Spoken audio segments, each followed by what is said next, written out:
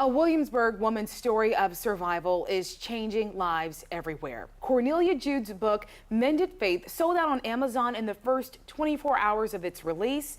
It reveals how she endured repetitive sexual, physical, and emotional abuse. Please welcome Cornelia Jude. Congratulations on all the success with your book. Thank you. Thank you so much, and thank you for having me here. It's very brave to share the things that you're sharing in Mended Faith. Tell us about the sexual abuse you endured. I was first sexually abused when I was 4. And then from the time I was 12 until I was 22. It was a distant family the first time it happened when I was 4. And then it was my mom's boyfriend that lived with us from the time I was 12 until I was 22.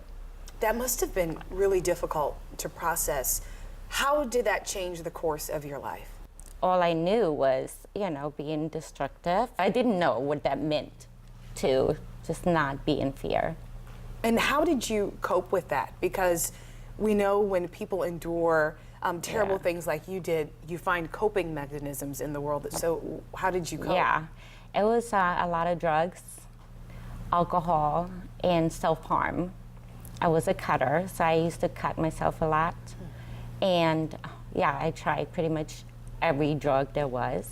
What was your rock bottom moment where you said, if I don't make a change, I might not be here? Coming here to Virginia and seeing how much it affected my kids, that's when I knew things have to change. Either I will have to end my life or I need to get better.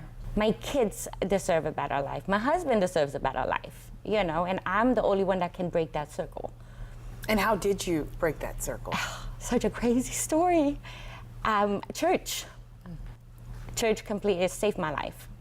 It saved my family, saved everybody in my family.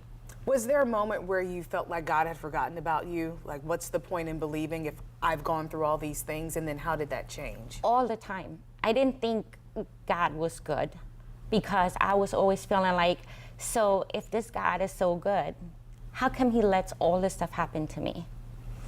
And now I understand why.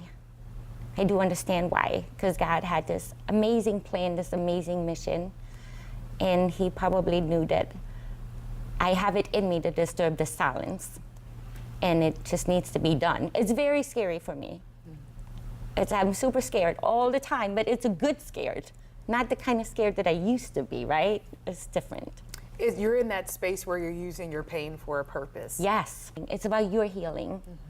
It's about you being able to live life, and life is just so amazing.